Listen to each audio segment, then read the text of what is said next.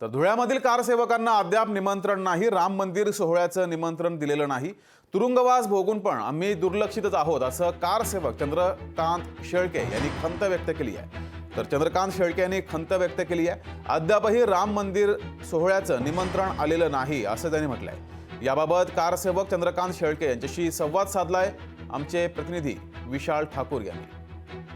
येत्या 22 जानेवारीला अयोध्येमध्ये प्रभू रामाचं मंदिर हे तयार होत आहे। त्याचं लोकार्पणाचा सोहळा आहे। संपूर्ण भारतवर्षामध्ये याचा आनंद आहे। परंतु या मंदिराच्या मागे 1990च्या आधी जे काही कारसेवक होते, या कारसेवकांची मोठी इतिहास आहे। यामागे फार मोठा इतिहास आहे। आपल्यासोबत चंद्रकांत शेळके आहेत, आपण त्यांच्याकडनं जाणणार आहोत। चंद्रकांतजी, लोकशाही मराठीमध्ये आपलं स्वागत आहे। हो, जय श्रीराम। काय सांगणार, तुम्हाला आमंत्रण नाहीये, कसं पाहताय सगळ्या गोष्टी? ते आनंद तर झालेला आहे भरपूर, एकदम भारतभर इतका आनंद आहे।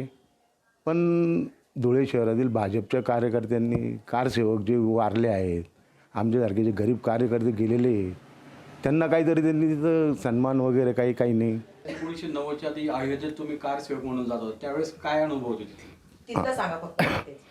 तर आता आम्ही जेव्हा इथून गेलो, मी आणि मनोज जैन म्हणून आमचा कार्यकर्ता आहे पाचकंदीलचा, त्याला म्हटलं आपण गरीब पोरांना कोणाला आपल्या संग घेऊ नको, इथं कमी जास्त काही बी होऊ शकतं।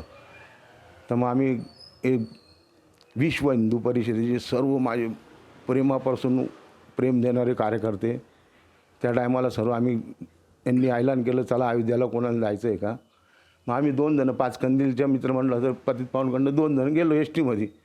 रामजींनी आमचं मंदिर बांधलं गेलं। आमचं रोकडे हनुमान मंदिर येथील गुरु माधवदास 1008 यांची इच्छा पूर्ण करण्यासाठी आम्ही हे आंदोलनात मी आणि मनोज जैन आणि धुळे शहरातले अजून 18 जण गेलो होतो।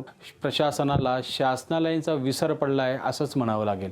किमान या लोकांना प्रोत्साहित करून, या लोकांना आमंत्रित करून अयोध्या रामभूमीचं प्रमुख पाहुणे असतील किंवा पाहुणे म्हणून तिथं बोलवण्यात आमंत्रित केलं गेलं पाहिजे, अशी माफक अपेक्षा या कारसेवकांकडनं केली जात आहे। कॅमेरा पर्सन पवन मराठेसह विशाल ठाकूर, लोकशाही मराठी, धुळे। लोकशाही मराठी, ऐका, पहा, जागरूक रहा।